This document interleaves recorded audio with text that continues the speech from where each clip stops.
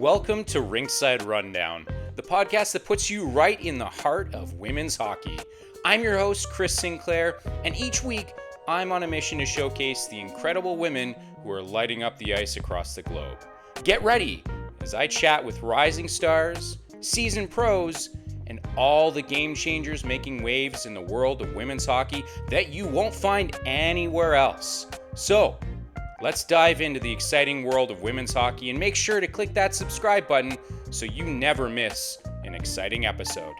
Welcome back to Rinkside Rundown. I'm your host, Chris Sinclair, and today I'm excited to be joined by Melissa Boufounos, a former professional hockey player and current sports nutritionist, writer, brand spokesperson, and business owner. Melissa, welcome to the show. How you doing?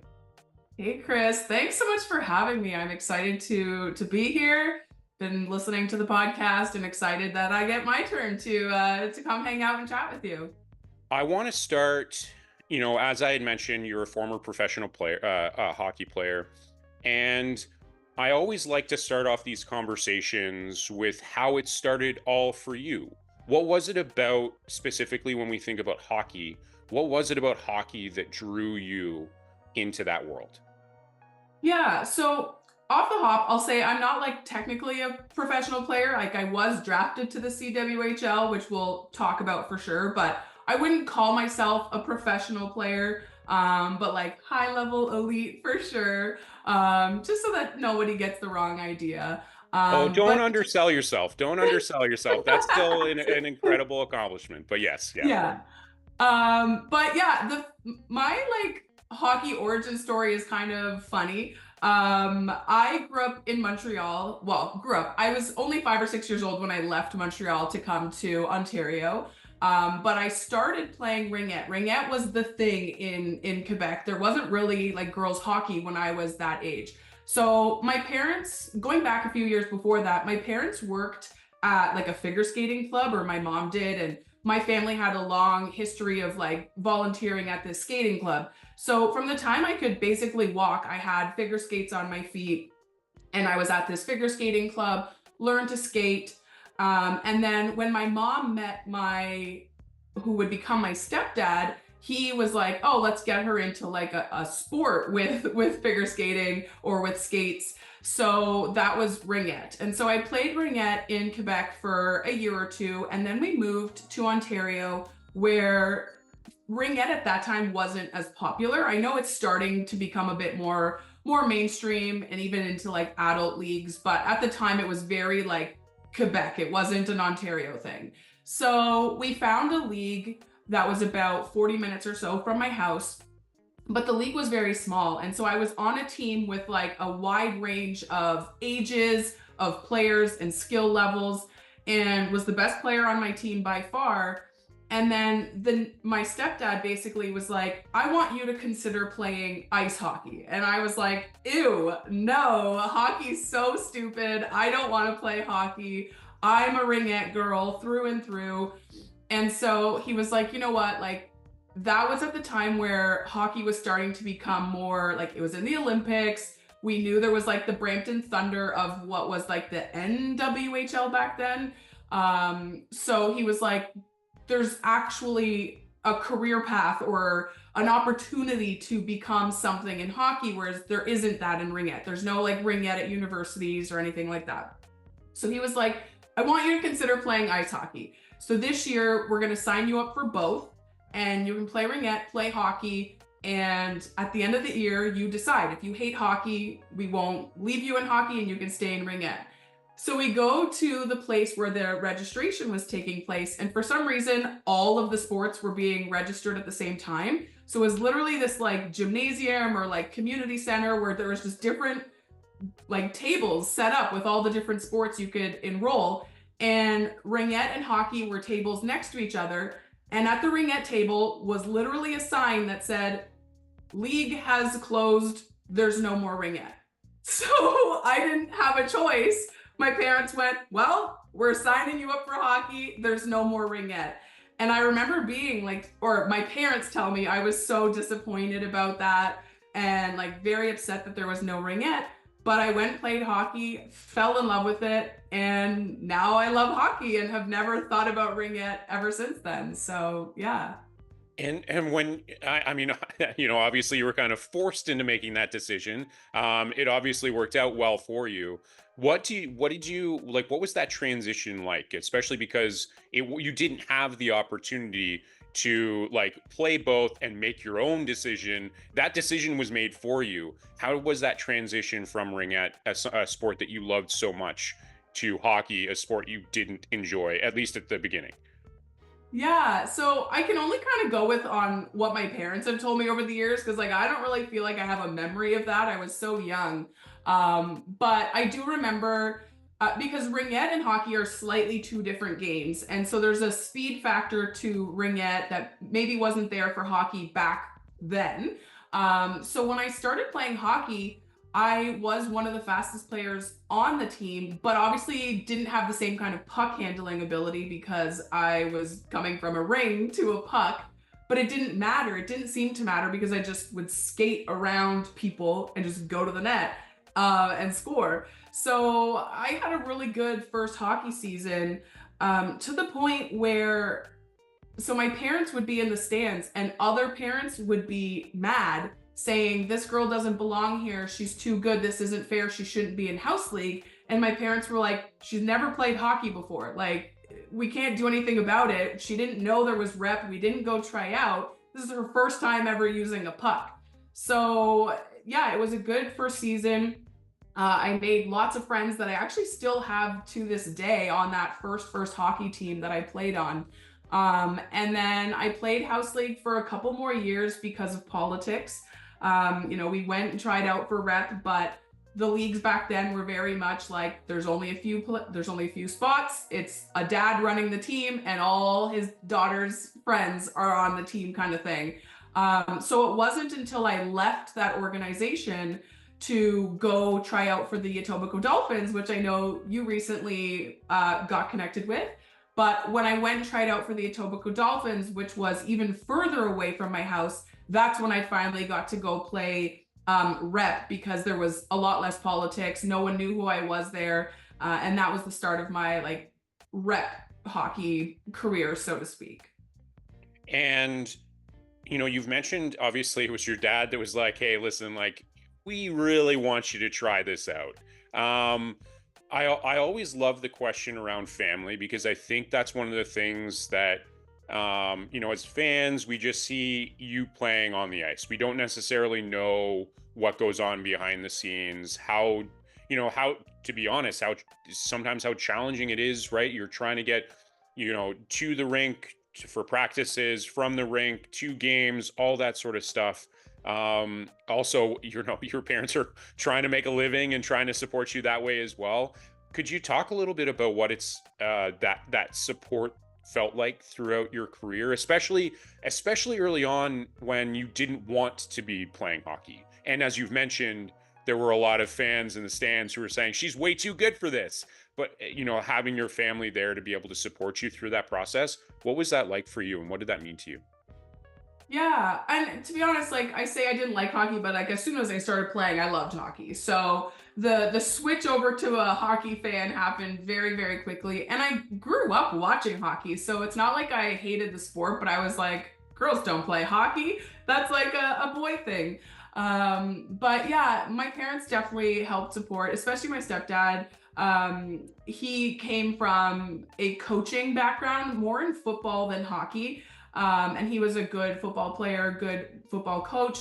And so we had a lot of like awesome car rides. Like I also had siblings, so they were in sports too. So a lot of times my parents had to like divide and conquer, and like one parent would take one kid to one sport and whatnot. So and again, because I was the one who had to play out of town, whereas my brother played boys hockey and our town had boys hockey. So my all of my practices were at least 45 to an hour away. And then when I started playing rep, like some of my games were 2 or 3 hours away. So it was a lot of car rides that I had with my dad, with my stepdad. And that was a really great time in my life. Like, going to games, we would talk about things. Coming home from games, he would, analyze the game, give me some feedback. usually it was him talking trash about other people on my team, like, oh, I can't believe that person's the captain. Oh, it's the coach's daughter, or just things like that, funny memories I have of having those conversations. Yeah.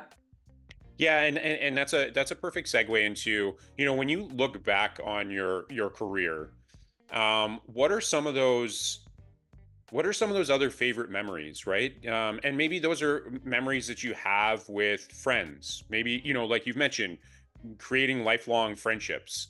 Maybe some of those things are, a highlight reel goal that you scored, or, it doesn't have to necessarily be just on the ice, but could you maybe reflect on your experiences within hockey and what those have meant for you, especially now as you've transitioned away from the game?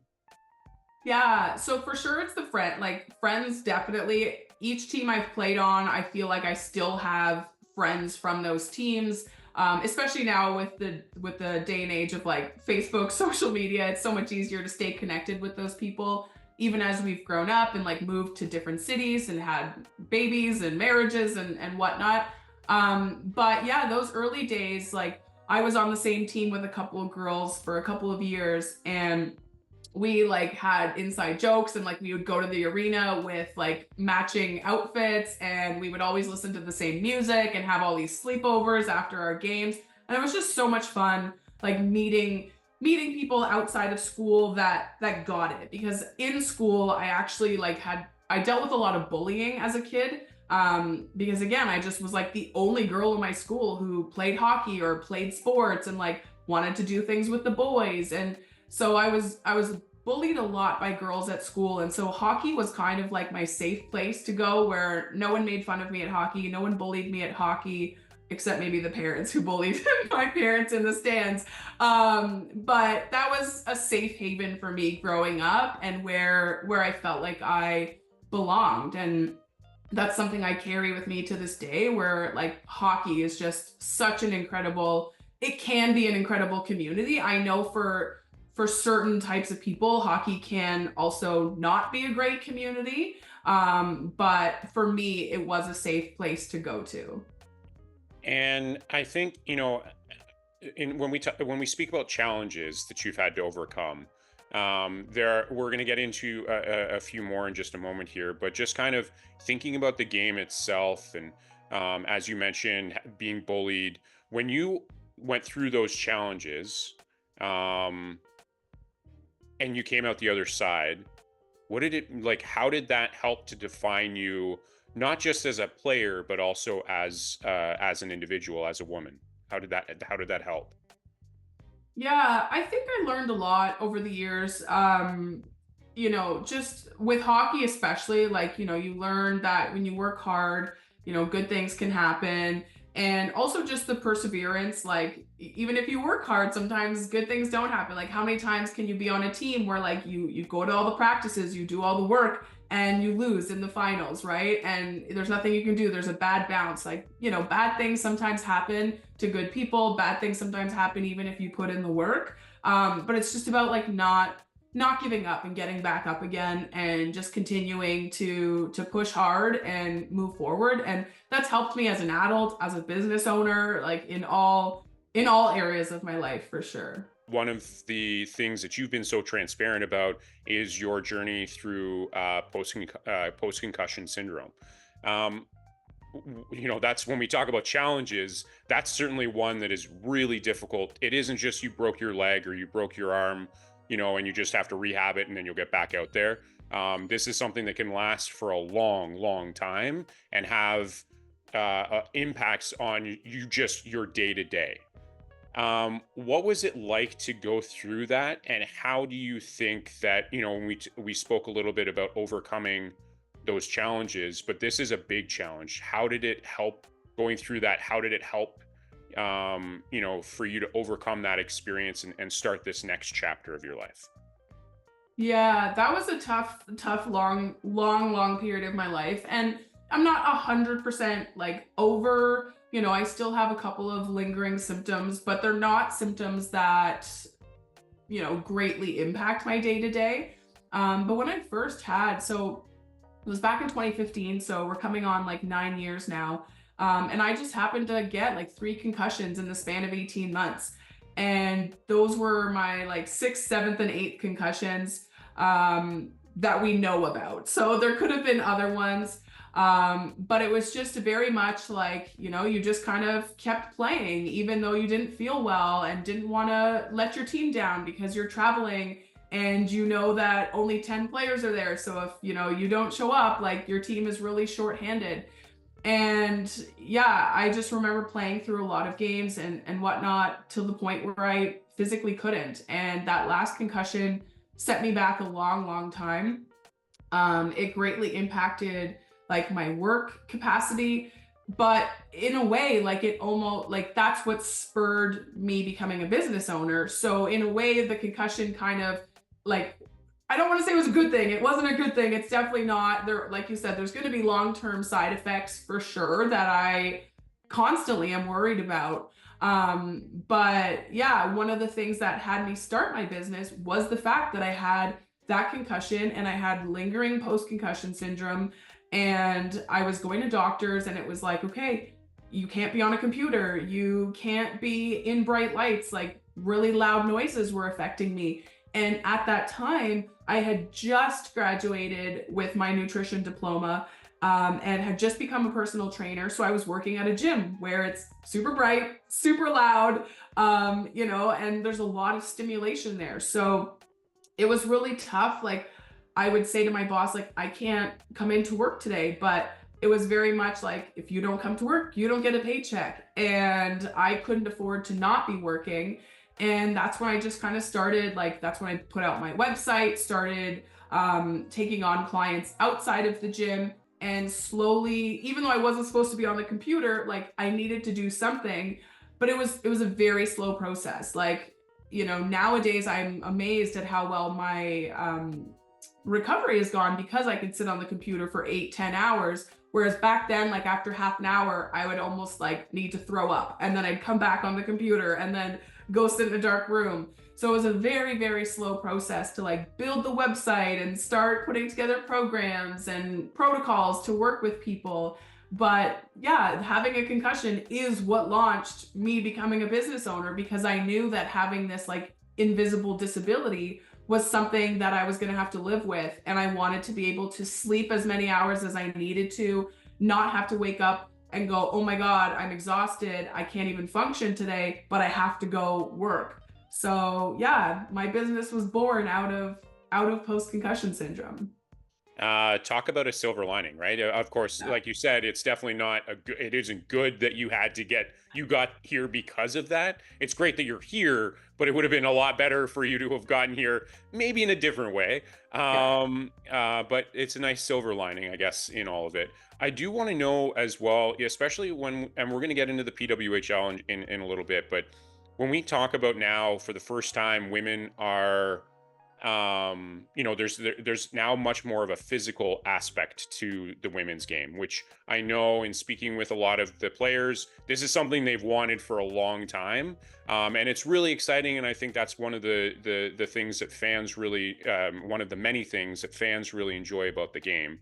I want to know though, when you think about specifically from like a hockey mindset, a hockey player mindset rather, what was it like? What was that struggle like for you to know that you couldn't play? You couldn't play certainly at maybe the level that you wanted to do or that you wanted to be playing at.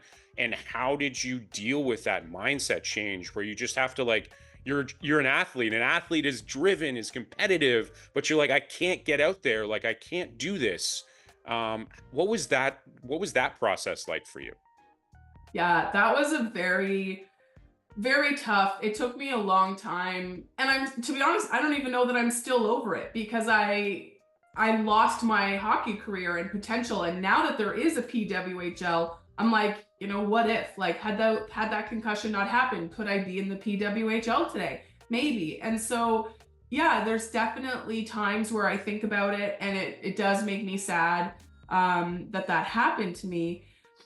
But yeah, it was definitely after the fact was very difficult to get used to not working out at a certain level. But then I also I went about my recovery kind of the wrong way. And this is where I hope kind of like to give some lessons here, where that hockey mindset is like, or athlete is like, go big, go home. It's all or nothing. We always want to train hard. And so when I got injured and I was going through like the rehab process, the doctors would be like, okay, here's the really gentle exercise you can do. And they were super, super boring. So I didn't do them.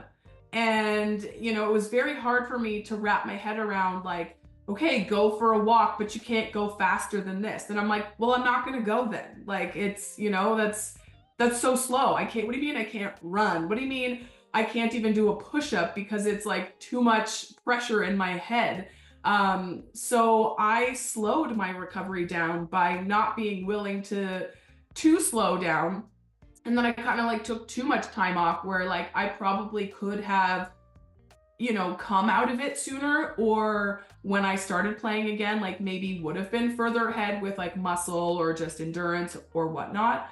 But I took it was like a 9-year break. Like I went back to hockey last year was the first time, and it just felt right. Like the itch had been there for years, but I just didn't feel safe going back. It was something I talked about with my spouse a lot. Should I go back? And then accidents can happen even if you're not playing contact hockey, because I was playing no contact hockey and got so many concussions.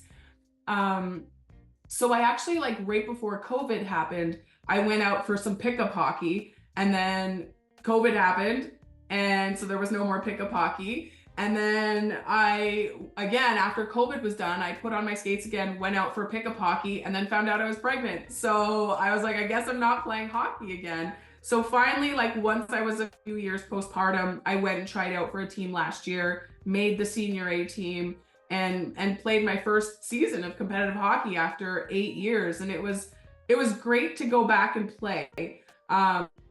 So there was like a 2 or 3 year gap where I didn't do anything. But then 2018 or so, I got really, really into obstacle course racing, competed in like 10 or 15 races that year, like went to the world championships for obstacle course racing, was on a couple of podiums.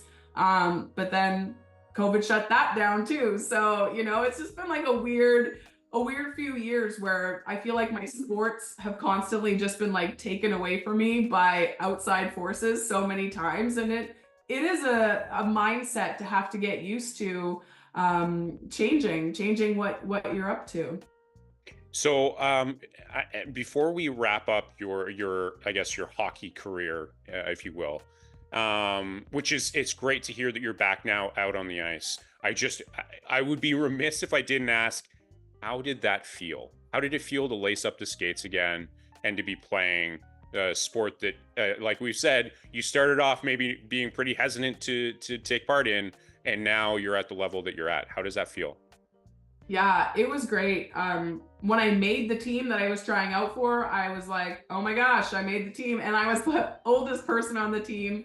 There were girls that were 18 or 19 years old, and I'm a 34-year-old mom playing on this team. And it felt great to go out there. And, I could tell that my skill level was different. Over those years, hockey has changed a lot. And that's something we didn't really talk too much about, is just like the development of girls hockey and the coaching levels and things like that. Like I remember being 10 or so years old playing hockey, and one of the it was dads coaching teams, and the dad literally said to us, you guys are girl hockey players, you don't need to learn how to do slap shots. And so I didn't even learn how to take a slap shot till I was in high school. And there was a new dad as the coach going, what do you mean you girls don't know how to take slap shots? You're hockey players. Like, hockey players do slap shots. And we had like weeks of practices at 17 years old with this dad teaching all these girls how to take slap shots, which like nowadays is unheard of. Like girls that are coming up through the system are definitely being taught the same way boy players are being taught. It's so...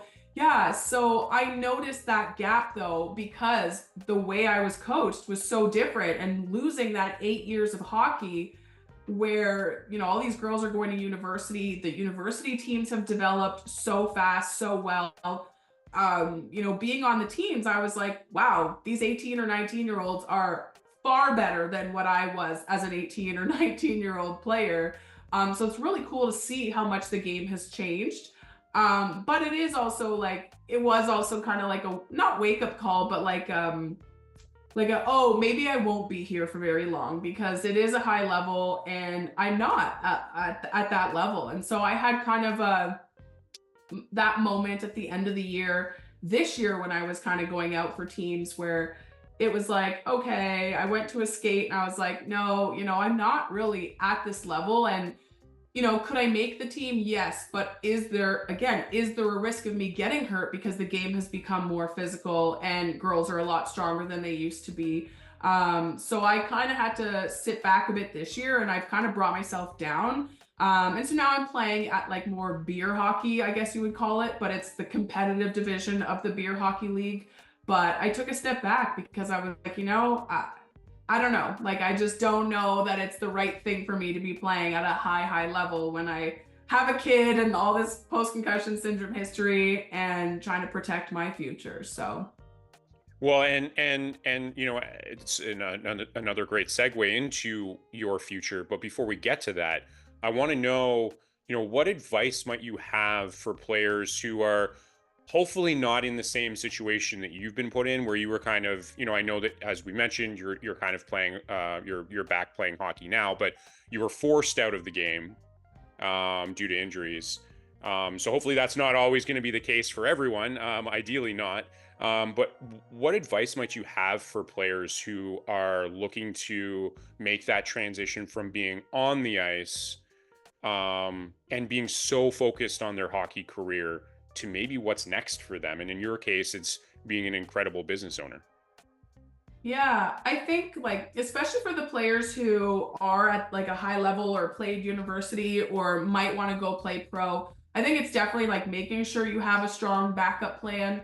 You do see a lot of PWHL players now like diversifying their incomes. They've got the brand representatives and they're doing brand partnerships and things like that, and like influencing. And I think it's important to have like that backup plan, because let's face it, like women are not getting paid NHL salaries. Like, so you still need to have some kind of career in case you don't make the pros, or even if you do and it's just not enough money right now.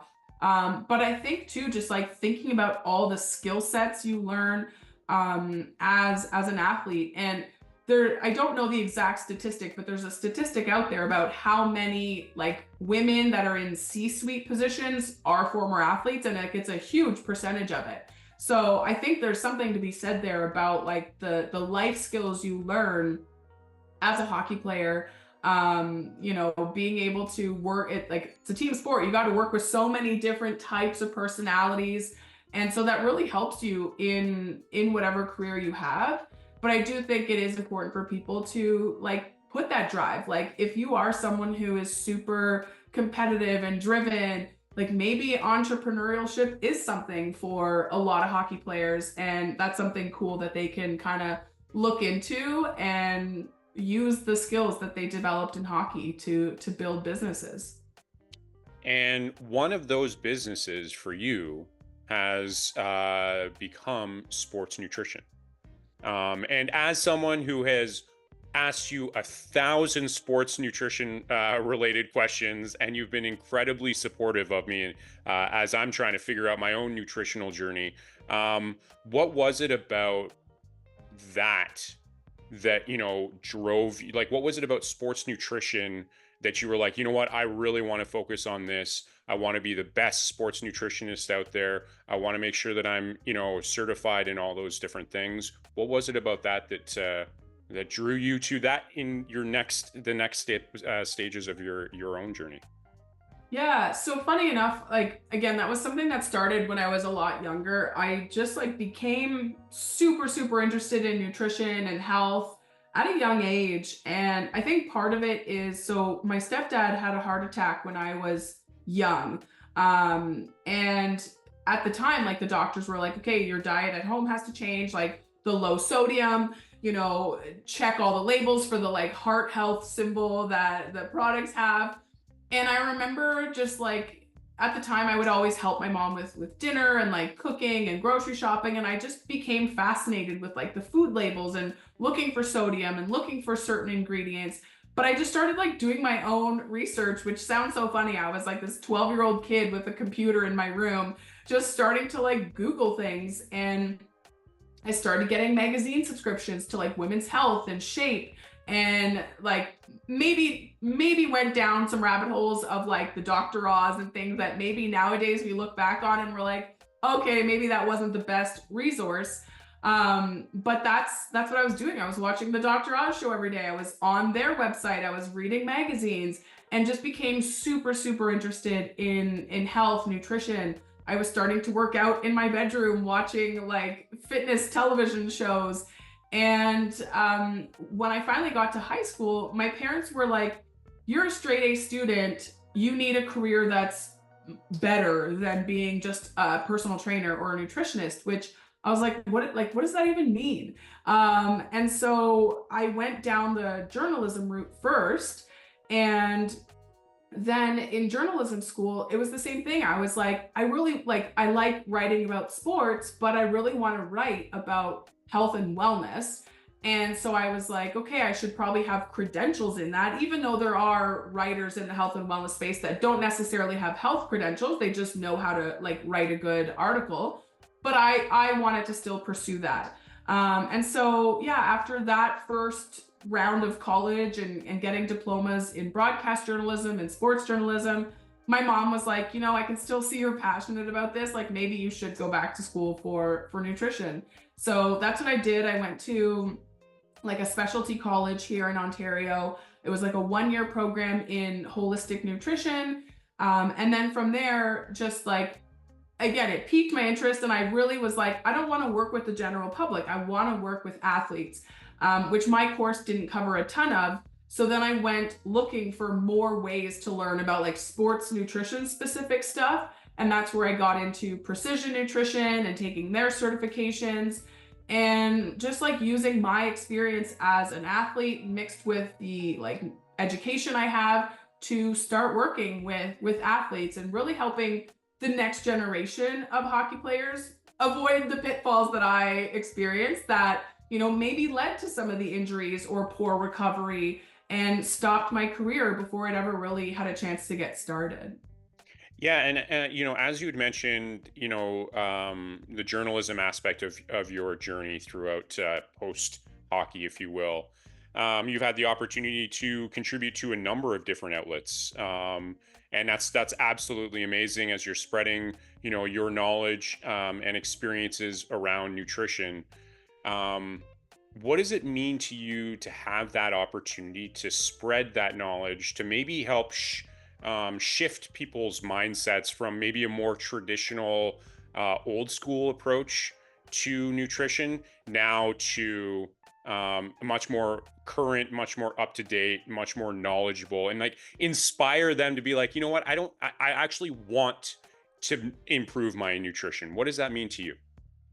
Yeah, it's really great. But there's still a lot of work to do. Unfortunately, like publications are very much like SEO driven and trend driven. And so there's still a lot of diet culture because that's what gets the clicks. And, I've been assigned articles where the headline is like, eat these foods to like banish, belly fat. And it's like, this is ridiculous. Like, why are we not past this? But that's unfortunately the things that gets clicks. And if the publications get clicks, they make money. So it's a tough space to be in because sometimes I am given articles where I'm like, I don't want to necessarily write this, but I've luckily had the opportunity to work with publications who wanted me to talk about creatine for women and why it's so important. And let's talk about protein and increasing protein and why women should be, getting more physically active and lifting weights and not being scared about putting on muscle. And so it's great to see some of that shift because I know publications have changed drastically from the time I was reading Women's Health and Shape magazines as a 15-year-old. There is less of that diet culture, but it is still there. But, being in the media gives me an opportunity to pitch ideas to editors that move away from from diet culture, but then just also using my own platform. So social media, I have a Facebook group where there's 1,800 like athletes and parents. So I get to share my information there. And then, I have a few thousand subscribers on an email list. So constantly sharing with them, the different types of nutrition and like getting away from diet culture. And then my website and blogging. So all of those platforms can help me spread the message that like, let's back away from diet culture. Let's focus on performance, not aesthetics. But I still think we honestly have quite a ways to go, because I work with teen athletes all the time, and unfortunately, I still get the parents and the coaches who will say like, "Can you come do a presentation to our team and tell them cookies are bad? Can you tell them sugar's bad? Can you tell them we don't want them drinking this type of product?" And I'm like, actually, I'm going to tell them sugar is great and here's when to eat it to help their performance. So yeah, it's an interesting space, but it has changed a lot, but there's still a long way to go. And I think you're one of the, you had mentioned social media, your own channels. And I think for anyone, definitely make sure you follow Melissa on socials, because one of the things that always stands out to me is the content you're creating. And the reason that it stands out to me, not only is the production value is there. So it's not just you always just sitting in front of your phone. Like there's actually a really well thought out plan there. But I think as you've highlighted, it's also really honest, and it's really encouraging, and it's really supportive. And I think that's one of the things that draws people to what you're saying. When you think about social media, and as you mentioned, obviously it is still about clicks, it is still about engagement. But when you're creating that content, when you're coming up with those plans around the content that you're creating, what is your mindset? What is it that you want to convey? And how do you think you continuing to create this content is going to help continue to shift the mindset of especially young athletes, which is so important? Yeah, when I'm working with, so I have I work with a social media team that helps me put together my content, which is why it looks so professional. They're the ones making the graphics and everything's very cohesive. But yeah, we have our meetings on a monthly basis to talk about what we're going to post in the coming month. And for me, it's always, we have certain content pillars that we're always trying to hit on, and the main one is like, let's not be afraid of carbohydrates. Like, here's what to eat for performance. Are athletes eating enough? But also, again, like talking about the diet culture, switching that mindset of like good versus bad foods, and thinking about like, how can we use these certain foods that are more processed to help our performance, or foods that have more sugar, how they can help our performance. But obviously, like, that doesn't mean I'm giving you the green light to sit around at home and eat sugar and processed foods all day. We're using it it's a part of the toolbox. Like, we're using it in a way that is productive. But then also part of my content strategy is also just like getting ahead of the fact that like a lot of people still don't value nutrition enough. Like, that's something I've noticed, where I'm constantly talking to like AA, AAA hockey organizations on the guys side, but then even on the female side, like the AA, AAA, the juniors, and they've got these huge budgets for their hockey season. They're getting really, really nice jerseys and matching pants and bags, and they're working with strength and conditioning coaches, and some of them are bringing in mental health coaches, but they have no budget for nutrition. And it's mind-blowing to me that even at this AAA level and junior level, coaches and teams aren't thinking about this. So I'm still constantly having to create content around like why nutrition is so important, why people need to value it. I've also noticed, even like with parents, like they will put their kids in summer hockey all year. They'll pay $10,000 for their kid to play AAA hockey, and they'll hire the on ice coaches for their kids to learn better puck handling skills, or they'll take them to skating facilities and on the skating treadmills. But then when you tell them how much in nutrition, working with them for nutrition, they're like, what? Like, can I just have a free meal plan? Like I can Google that. And I'm just like, no, you can't Google that. And there is a cost associated. And so it's a tough like space to be in, because even though people know nutrition's so important, it's one of those things that I feel like people think they can figure it out on their own. Whereas strength and conditioning, the parent isn't like, they don't think they're a personal trainer, so they're glad to like give that, they can see the value in paying for that. They're like, I'm not going to get my kids skating faster or puck handling better, that's outside my wheelhouse. You can't Google that stuff, but you can Google nutrition, so everybody automatically thinks that they can figure out nutrition for themselves. And unfortunately, there's more to nutrition than that.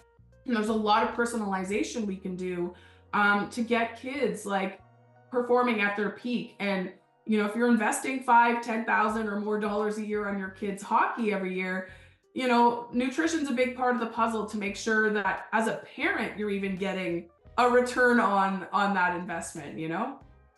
Yeah, and I think that brings up something really important that you've been working on, which is the hockey nutrition blueprint. So let's just start off with, share what it is, what that is, what was the inspiration behind it, and maybe what are some of your goals with this program? Yeah, so my inspiration behind that was the fact that I can't work with everybody all the time. So, taking athletes one-on-one is a lot of work. There's a lot of personalization that goes in there, but it's also expensive. So if someone were to work with a dietitian or a sports nutritionist one-on-one and have like a highly personalized program, you're looking at a couple $1,000s over a few months. And for some people, they don't have the budget for that, and that's totally fine. But one thing I've noticed is there are common threads that come up all the time with players. And when I'm putting together these personalized protocols, there's so much more foundational stuff that needs to be addressed before we get to that top level. And so a lot of people think they need ultra personalized programs when they haven't even nailed the foundations, the daily habits yet. So from talking to athletes one-on-one, it was always like, I'm talking about these same 10 topics every single time first. So I put that all together in this course where it's self-guided. Either the parents can go through it, coaches can go through it to learn. Like for coaches, it's important too, to kind of learn the nutrition so you can talk about it. Strength and conditioning coaches can go through it to learn about the ins and outs of nutrition. But it's more for the parents and the teen athletes so that they can they can listen to these quick videos. They're 5 to 8 minutes long each, but it goes through everything you need to know about making sure that you're 98% of the way there without having to invest in the one-on-one coaching that they don't necessarily need because they don't need hyper individualization yet. So for, under $300, they can go through this course. All the resources stay there for them. They can access them whenever they want. There's tons of handouts and like grocery shopping lists and what to pack if you're going away on a tournament. And we go over things like, of course, what to eat before, during, and after your games, your practices. But we also spend a lot of time in there on the daily nutrition foundations, also some mindset around like, no longer thinking about foods as good or bad, and getting rid of that diet culture. We talk about sleep, we talk about hydration, we talk about stress and recovery. There's also some bonus sections in there about injuries because that is so important to me.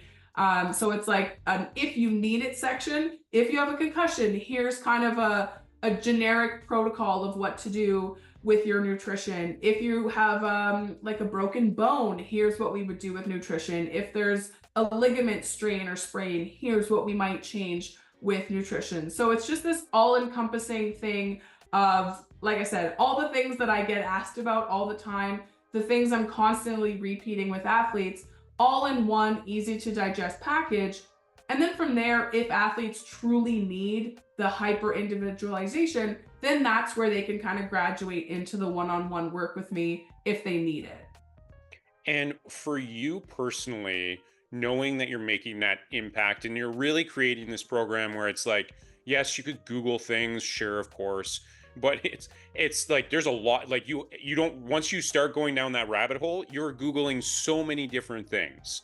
and it's like you're not sure what's a reliable source of information, what might be outdated, what might be not, those sorts of things. For you personally, knowing that you're creating this program that brings all of the up-to-date information together all in one place, easily accessible, what does it mean to you personally to be kind of changing the way that players and truthfully families are looking at nutrition, as opposed to the way that they maybe, years ago weren't?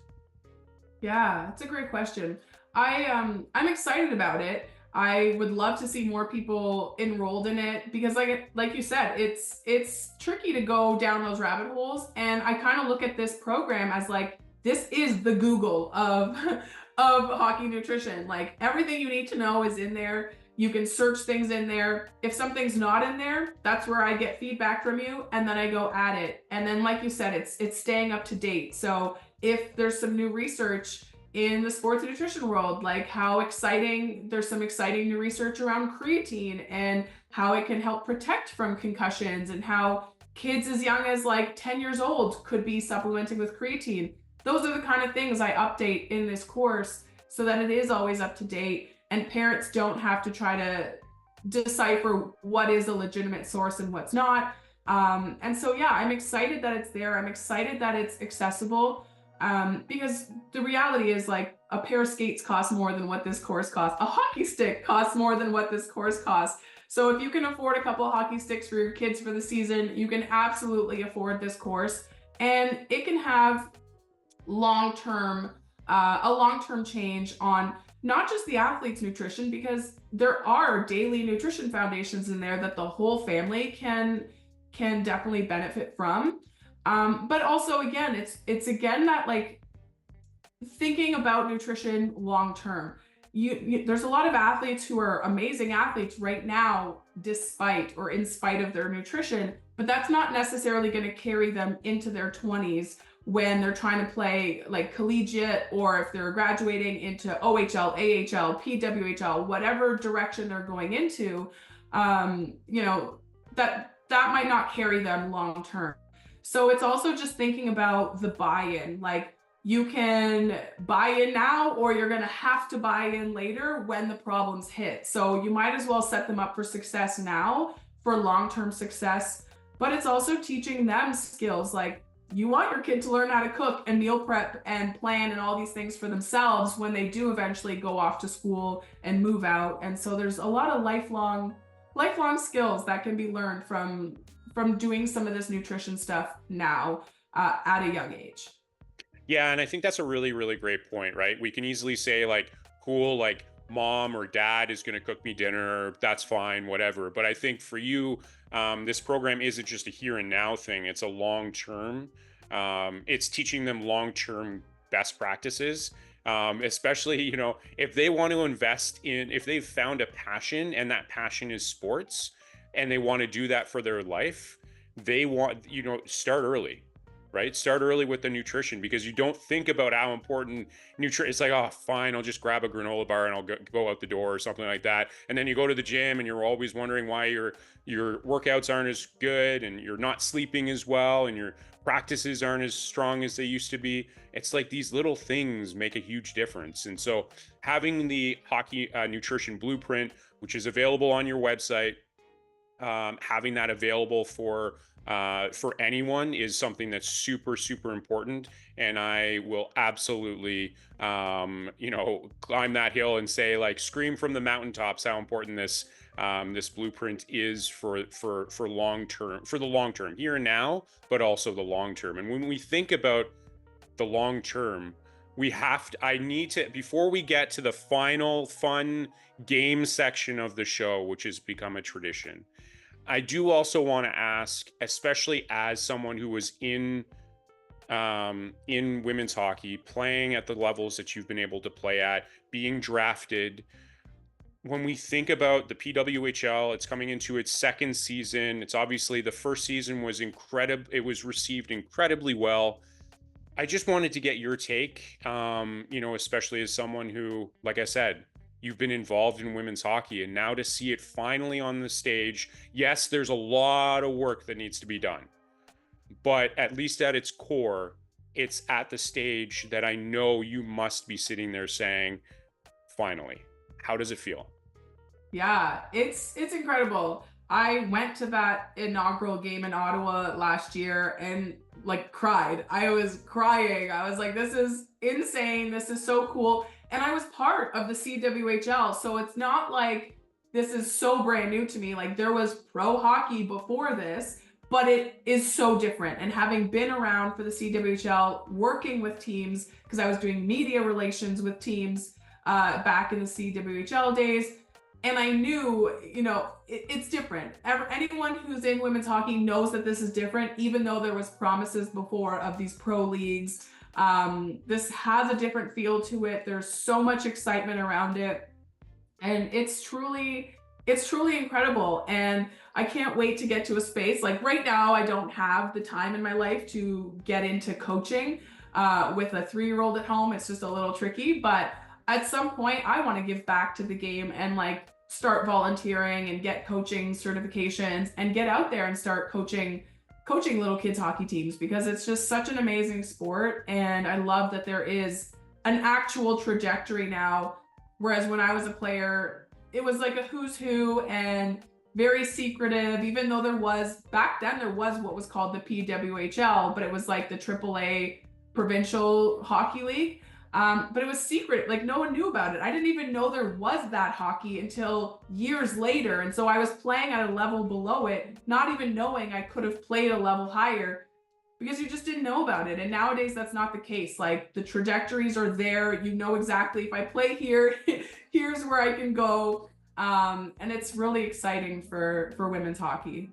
Yeah, and I think you bring up a really great point in that, typically, when you think about the women's hockey player trajectory, it's usually, obviously high school and then collegiate, and then that's basically it outside of the national team.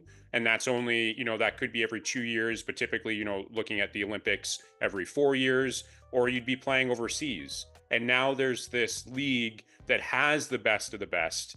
So many so that often players, there's just no space for them.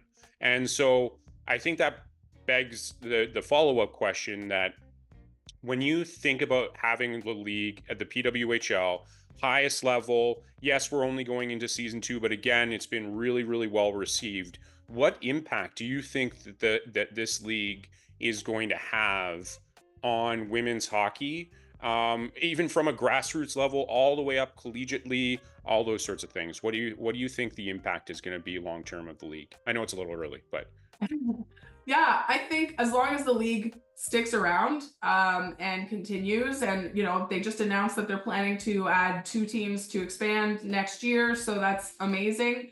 I think all it's going to do for women's hockey is just make everything better behind it, right? Like, knowing that there are so few spots, and hopefully we'll get to a point where there are more teams. But even then, like if you look on the men's side, like there's still only 2% of hockey players that ever make it to the NHL or whatever the statistic is, even with 32 teams, 33 teams. So even if women's hockey expands to 32 something teams, women are just from the collegiate and then back and then to kids are just going to continue to get stronger.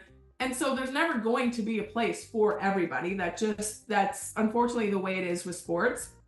Only the top percent of people ever make it pro, and those are usually the people who have the means to afford to pay, to play and get better. But I do think you're going to see like the college teams are going to have to become even better. They're going to start hiring higher quality coaches or putting more money into the nutrition and the training and the mental coach, because they're going to see that like we need to get better to make our players be the ones that the PWHL drafts. So I think it's only going to, like I said, improve women's hockey, and you're going to see that just go back and back, and there's going to be that kind of ripple effect into the younger kids. And I think in 10 years from now, I'm going to be looking at those 18-year-olds going, oh my God, these kids are even better than the last group of 18-year-olds that I thought were way better than what I was as a kid. So yeah.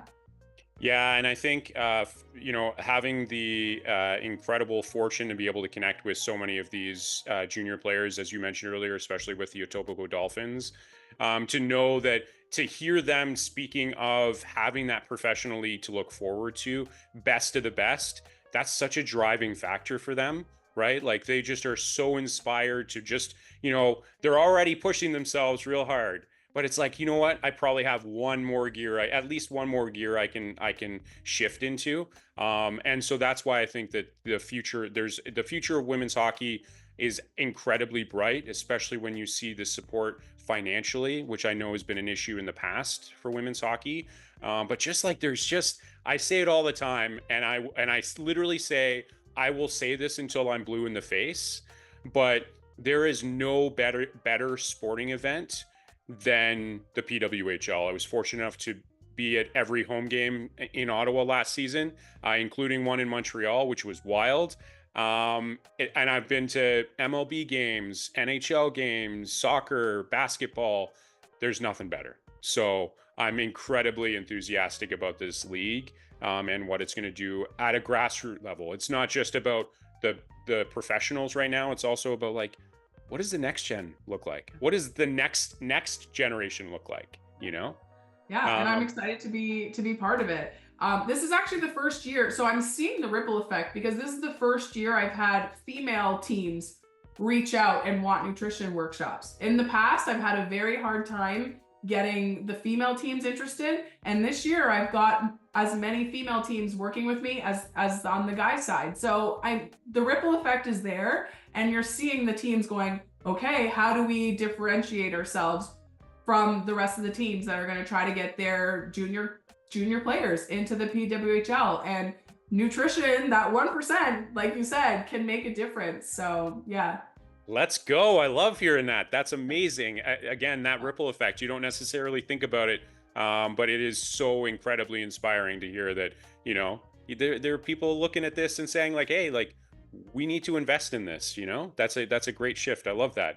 And, speaking of shifting, to the final segment of the show.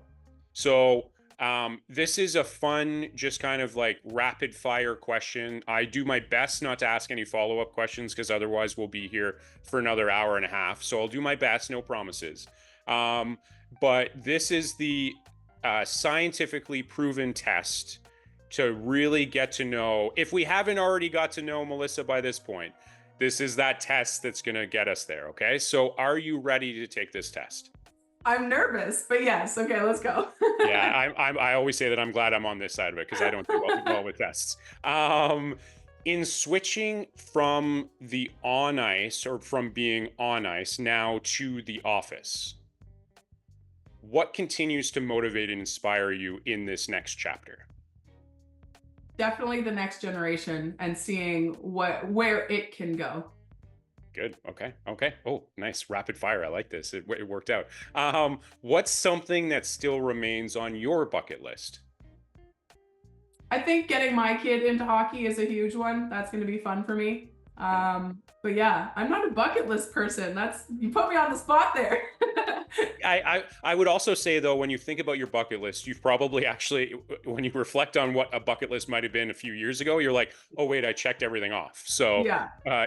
in your defense, I also want to know, when we talk about nutrition as a player, what was your go-to meal, pregame meal? Did you have a go-to pregame meal? Do you remember? Probably pasta would have been the most common one. It was affordable, cheap, whatnot, and what my parents knew. But to be honest, most of the time it was like we stopped at Pizza and grabbed a slice of pizza before soccer or hockey because it was cheap and what we could have. I remember grilling. My mom would, especially soccer seasons, she would bring one of those portable barbecues to the park and would grill us hot dogs before the game. So not ideal, not an ideal meal before the game, but pasta would have been like the hockey one, I think, more often. Yeah, well, it's certainly not healthy, but it's certainly tasty. Definitely doesn't fuel you very well. The pasta does. The rest of the other things don't, obviously. When it comes to your business, what are some of the other things that I want to highlight your business? What are some, we've talked about the hockey nutrition blueprint. What are some of the other things and, offers that you provide people?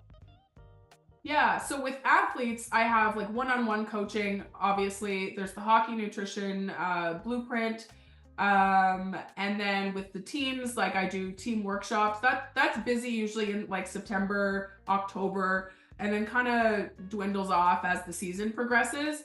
But there's lots we can do in season as well. Kind of thinking about like coming to playoffs where they start playing more, like how to adjust the nutrition for that. Sometimes I do stuff at the end of seasons with teams to get their teams thinking about off-season nutrition and any body composition changes they might want to focus on as well. And then outside of the like nutrition stuff, I also work with like brands, different health and wellness brands as like a spokesperson. It's kind of like influencing, but I actually have credentials in nutrition. So when I'm talking about a product, I'm backing it up with actual expertise, and just getting their products in front of like my audience and athletes and teaching them about the protein powders or the hydration products that are out there. And then I do some cool things with brands, whether it's representing them in the media or like going to trade shows and talking on their behalf. So it's a lot of cool things that I do, and then obviously the nutrition writing as well. Yeah, it's like I wonder if you, in reflecting on this next chapter, did you ever think that this is like you'd be connecting with so many different brands, that you'd be inspiring the next generation when it comes to nutrition? Did you ever think like that could have been something, or is it still like kind of a surreal experience? Yeah, it's still surreal. Like, I grew up in the generation where you went to college and then you went and worked somewhere 9 to 5. And so being able to kind of carve my own path is different.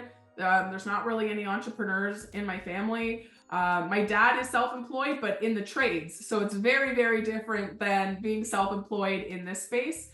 So yeah, it continues to be surreal. It is so cool to me. Like when I was doing nutrition with endurance athletes, I had endurance athletes that I was working with in Mexico and England and the UK. And that's so, so cool to me that because of the power of social media and the internet, we can connect with people all over the place, and that I can have athletes anywhere in the world that work with me. And yeah, it's not something I thought about when I was obviously a high school kid thinking about what my future career would look like. I love that. And I want to know, last question for you, as long as I don't ask a follow-up question, which I might, but we'll see. What's something that people may not know about you? Oh, um, again, you're putting me on the spot here. I don't know. I feel like I'm a pretty open book about a lot of things. So I feel like most people know a lot of things about me. I feel like the biggest thing that surprises people about me is my taste in music because I look like this wholesome person on the outside, and I'm I this can vouch for small. that. I can vouch I for know. that. Yes. Yeah. And so when they find out that I like harder rock music or like punk or what would be considered screamo, emo music, metalcore, that surprises people. So I think Yeah. that's the one thing that is like my little. They're like, wait, what do you mean you listen to what? What kind of music is that? So that's the one thing I think that surprises people the most about me. Yep, yep. Like I said, I can attest to that because I was very surprised. That's incredible. And Melissa, I can't thank you enough for taking the time out of your, as you've mentioned, obviously a very, very busy schedule. I can't thank you enough for taking the time today to chat with me, share your story. It's been an absolute blast, and I can't believe it felt like time flew. So that's a great thing. Yeah. And I just remembered a bucket list thing, and I know you're going to help me with this. I want to launch a podcast. So I don't even know that didn't come to me, but maybe your audience will hear me on your network next year with my own podcast. So, There it is. Let's make it happen. well, You yeah. heard it here, folks. Breaking news. So, yes, absolutely. And so there you have it, folks. For Melissa Boufounos, I'm Chris Sinclair, and this has been Rinkside Rundown. Cheers.